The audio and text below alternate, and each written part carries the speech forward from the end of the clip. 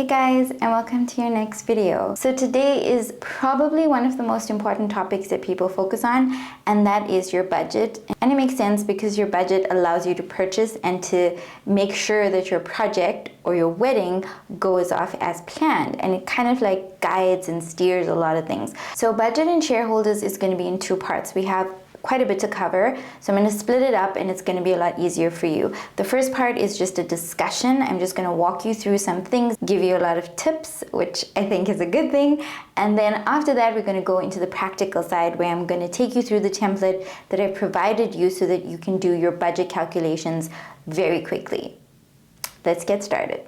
Okay, again, I'm looking down at my screen, so just in case you're wondering what I'm looking at, guys, my screen is in front of me. So the first thing I want to bring your awareness to is the average wedding cost. This is important because it's good for you to understand whatever country you're watching from. I don't know which country you're in. This wedding planning cost is generic. I am South African. I plan my wedding in South Africa. I live in Sweden. So I have a view of what the European costs are and I have a view of South African costs, but I don't know what country you're in. So I just want to give you an understanding of what it might be in your country. Now, the average American wedding costs about $33,900. In the UK, it's around 32,000. Ireland is 30,000 euro. In South Africa, it's between 80 to 150,000 rand. Australia is 36,000 Australian dollars, and then New Zealand is 30,000 New Zealand dollars. So really, these are the average costs. If you're from one of these countries, fantastic. I hope this kind of puts it into perspective from you, but I don't want you to think that this is what I'm saying you should spend on your wedding. It's just giving you an idea of what the average wedding cost in this country was. By no means is it an indication that you should spend this amount. You can spend less or you can spend more. That is entirely up to you and your budget. So the first thing I'm going to start off with is just giving you a lot of tips, because in order for you to, succeed in your budget and your planning, you need advice and you need to have your attention drawn to specific areas. So the first thing we're going to talk about is your stakeholders. Now, your stakeholders are the people in your life whose opinion matters. They hold weight. They are the people that are actually having a stake in your wedding. You hear the word stakeholders when people talk about companies, right? But actually a stakeholder is just any person who has an invested interest in something. And so what you're looking for are who are the people in your life that have an invested interest in your wedding. The easiest way for you to figure out who those people are is to figure out who's financially contributing to your wedding. Often we have family like our parents or extended family, grandparents, that may also be contributing to our wedding and then giving us some kind of financial support. And so what we need to do at the very outset is identify what their expectations are. So if they're giving us money, how involved do they want to be in the wedding planning process? I say this because there are a lot of brides and a lot of people who have issues when they take money and contributions from people around them, for example, their parents. And then their parents end up saying, well, we want to be involved in the venue that you're going to choose, and we don't like this and we don't like that. So this is the time where you need to identify your stakeholders and those people who want to be involved in the decision-making part of your wedding. You can go ahead and look at the resource sheet. I've given you a cute little sheet where you can put down the stakeholders that you have, and then all you have to do is decide what is their level of influence. So if your parents say to you, we 100% have to okay the venue before you book it because we're paying for it, then you know that their level of influence is going to be very high on the scale, which is number 5. And if they say, you know what, we don't care, it's your wedding, we've given you the money, that is the extent of our involvement, and we can advise you, but we don't need to make the decision, then their level of influence is probably a 0 or 1. And once you have your stakeholders identified, you're then able to go forward from there in a much more productive way. Okay, so the next point is an open conversation and clarity. Now, this is absolutely essential. This is going to be between you and your fiance. The two of you have to sit down and be prepared to be open with each other about your finances. Now, I know a lot of people think that this is strange, and some people have separate bank accounts and they have like separate budgets and all of those things. In my opinion, if you are marrying somebody, you're going into union with each other, which means you're becoming one. So your financial lives should be completely transparent to you. And even if there's some extent of which you have separation, I still think there needs to be transparency and openness. And I've even seen with my friends where it's been absolutely disastrous, where they've gotten married, there is no transparency, and then it ends in divorce because you can't have a life that is in union if your budget and your money, which is a key thing in life, right? It allows us to have a home, to have comfort, to have food, to have the bare necessities, but also the luxuries. If that is not something that you're in agreement with and you're transparent and you both understand what you have, what you don't have, what you need to be saving, then that's a problem. So the first thing I would say is to sit down and understand each other's financial situation. And here, all you're doing is you're having a conversation about where you each are at. What are your goals? What do you have? What do you just kind of opening up about your current situation and your finances before you actually step into marriage.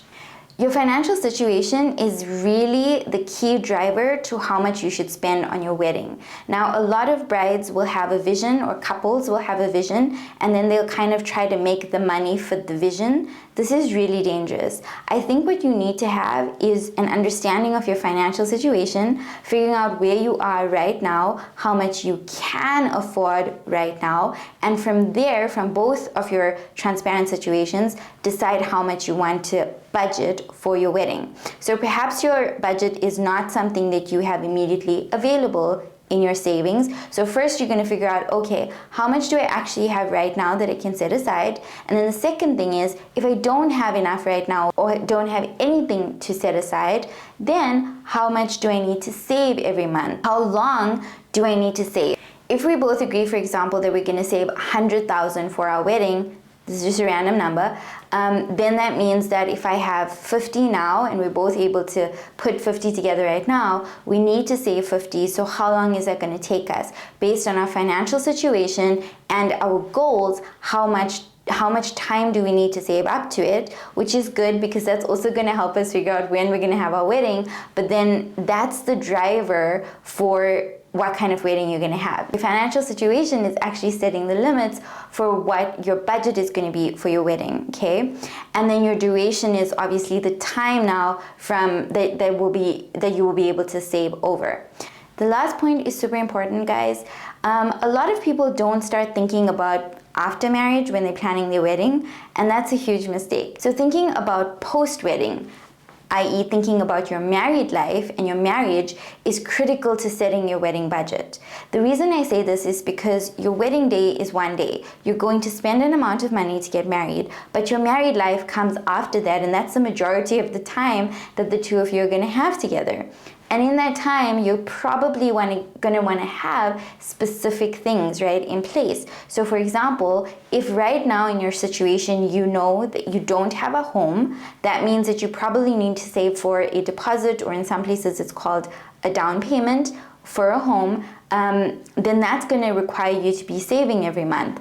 You might not have a car. Maybe you decide you want to be saving for a car because you need that when the two of you move in together. Perhaps you're thinking about furniture that you don't have at the moment. You need to be saving for that. Maybe you're thinking that in the first year of marriage you want to have a kid, and then you're going to need to be saving for that. So all of these different goals are going to affect the amount that you save.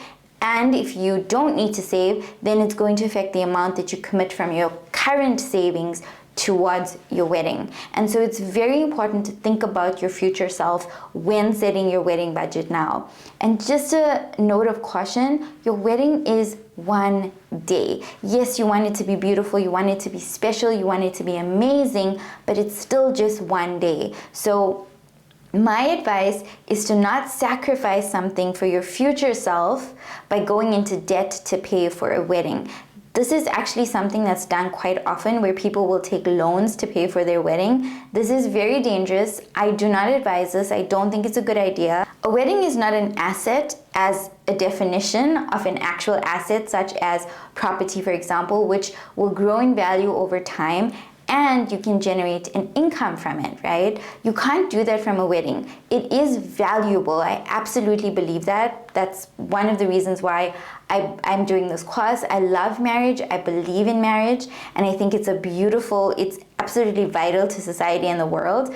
But at the same time, your wedding day itself does not need to put you into debt where you're sacrificing things that you're going to need in your future. If you do go into debt, you're actually sacrificing your future self, your married life, which is so much longer than just that one day. So I strongly suggest that you think twice before going into debt. Maybe save longer if you need to save up money so that you don't go into debt, or think about reducing what your vision is. Think about having a wedding that will be smaller. Set a budget that you can actually manage without going into debt, and then plan a wedding around that budget. Because even if it's tiny budget in the world, the tiniest budget, chances are you probably can plan something that is not exactly what you envisioned, but it can be beautiful and special and amazing, and you will thank yourself for doing that in all the years to come.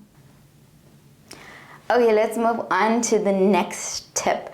Factors affecting your budget. So the things that are really going to have big impacts on how much you spend and not spend are your guests. The more guests you have, the more money you need to spend, because generally, for example, your food, they're going to charge you per person or per meal, and even your venue, right? Your venue cost, if you're getting married at a specific venue, maybe they have different size rooms for you to be using, or maybe you'd have to look at different venues, and generally the bigger the venue, the bigger the cost. The other thing would be location. So depending on where you get married will influence the cost of your wedding extremely, because even in a single country, the location can actually affect your wedding cost dramatically. Even the location within the city can affect your wedding dramatically. So location is super important, and you definitely have to keep that in mind when planning your wedding.